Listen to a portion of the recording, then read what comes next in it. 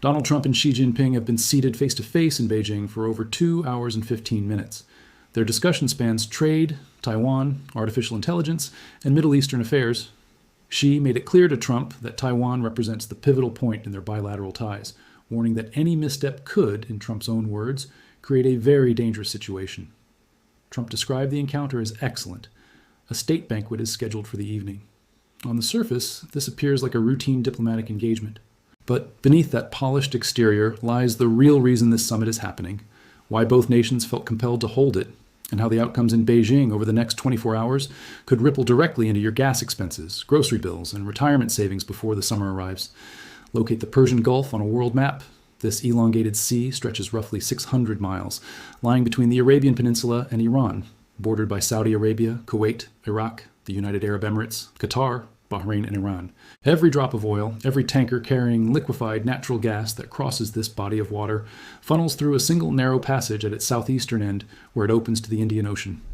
This corridor has only 2 lanes, one for inbound traffic, one for outbound, and each lane measures merely 2 miles wide, separated by a buffer of 2 miles. This is the world's energy bottleneck. Since the end of February 2026, Iran has effectively blocked this crucial passage. Before the closure, nearly 20 million barrels of oil passed through each day, amounting to about 20% of the globe's maritime oil trade and the same proportion of liquefied natural gas shipments. The International Energy Agency has described the disruption that followed as the largest supply shock ever witnessed in global oil markets, surpassing the crises of 1973 and the Gulf War. Brent crude broke the $100 per barrel mark in the first week of March and surged to $126 at its peak, marking the largest single-month price jump in recorded history. The strait remains only partially accessible.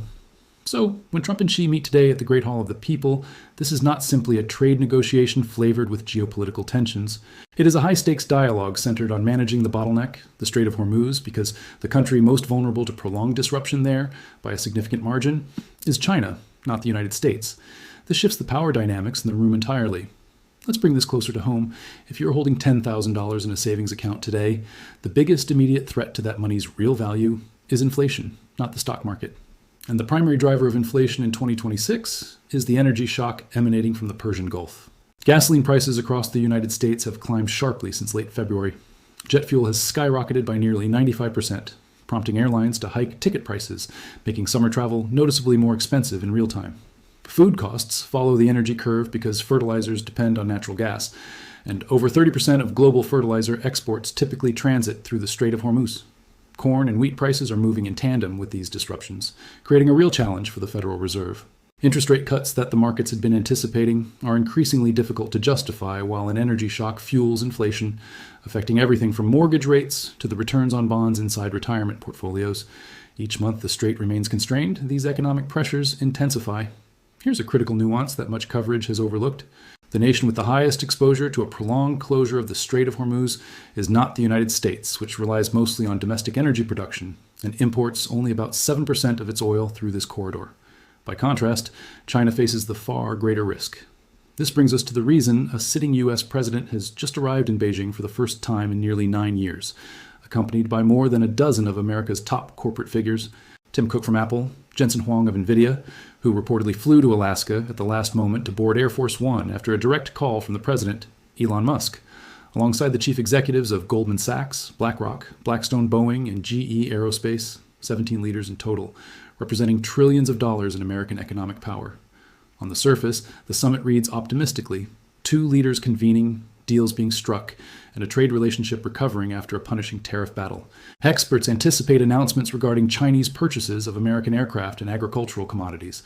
That part is real and consequential. Yet, focusing only on these deals misses the deeper structural story. The core reason both sides required this meeting does not revolve primarily around soybeans or Boeing orders. It is fundamentally about energy. It is about control over a critical choke point.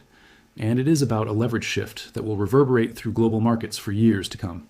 Regardless of what announcements emerged this week, the numbers reveal a story that diplomatic phrasing cannot soften.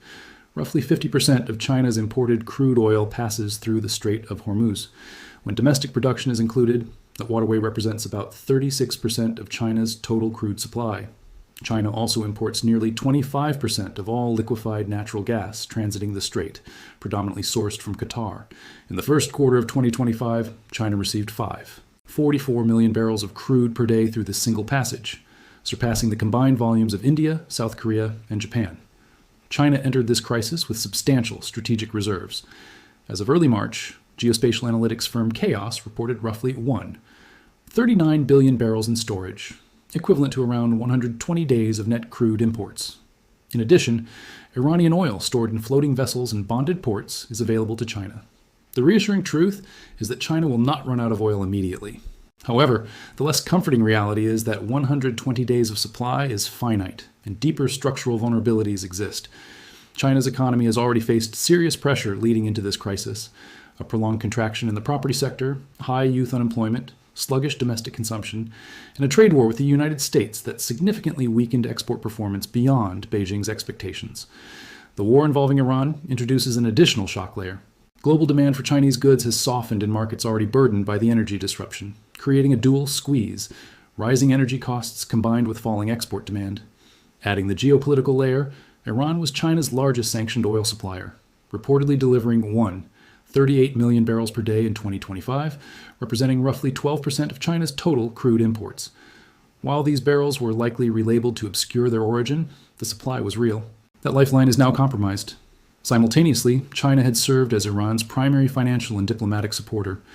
When the United States executed military operations against Iran, a key pillar of China's Middle East strategy was dismantled.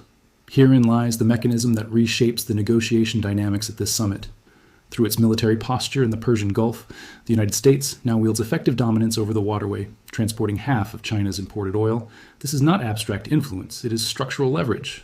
Should China take aggressive action toward Taiwan, the United States does not merely possess a military response. It also holds a potent energy-based countermeasure. The capacity to control the Strait of Hormuz or to influence what passes through it represents an economic lever no previous U.S. president has carried into a summit with China. At the same time, that leverage operates in multiple directions, adding genuine complexity to the situation. The same conflict in Iran that grants Washington energy influence over Beijing has simultaneously pulled American military assets away from East Asia, which some analysts suggest provides China greater latitude near Taiwan. Xi Jinping began the summit by raising whether the two countries could avoid what scholars term the Thucydides trap, the historical pattern in which a rising power clashes with an established power. That was not idle conversation. It was a clear signal of Beijing's assessment of the stakes at hand. The Council on Foreign Relations, in its presummate briefing, framed the meeting less as a resolution of fundamental disagreements and more as an effort to stabilize relations, keeping disputes from escalating into outright confrontation. That description is more modest than the diplomatic spectacle suggests, but likely closer to reality. Pause here for a moment.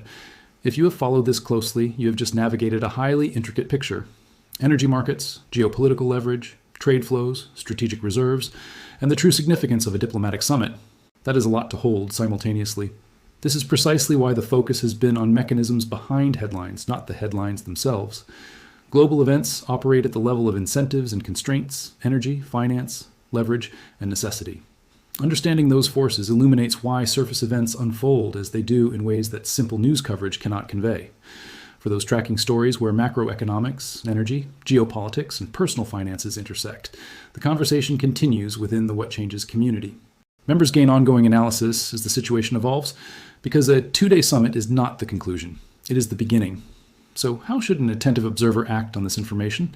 First, reframe your view of inflation. The energy disruption from the Gulf is not temporary. Even if the strait reopens soon, structural shocks to supply chains, insurance markets, and commodity pricing take time to resolve. The Federal Reserve's interest rate path, which shapes mortgage payments, bond yields, and growth stock valuations in your portfolio, is being actively influenced by events in a 21-mile stretch of water between Iran and Oman. Second, observe the actual outcomes from Beijing. Announcements on aircraft purchases and soybean acquisitions will dominate headlines, but the subtler signals matter more. Whether the two nations agree on mechanisms for managing the strait, whether China pledges to use its influence with Iran, and whether the rhetoric surrounding Taiwan becomes more assertive or conciliatory, all carry distinct consequences for energy markets, inflation, rates, and global equity valuations. Third, recognize the structural significance of this moment. We are witnessing a period in which the world's energy geography is being renegotiated. The United States' position as the largest global oil producer, a status it has held since surpassing Saudi Arabia in 2018, means American exposure to a Gulf disruption is fundamentally different from that of China, Japan, or Europe. This asymmetry is unprecedented. It is reshaping leverage dynamics in Beijing today and will continue to influence investment landscapes in the weeks and months ahead. The Strait of Hormuz, the Beijing summit, oil prices, and Federal Reserve decisions are not separate narratives. They are one interconnected story, and its next chapter is unfolding this week.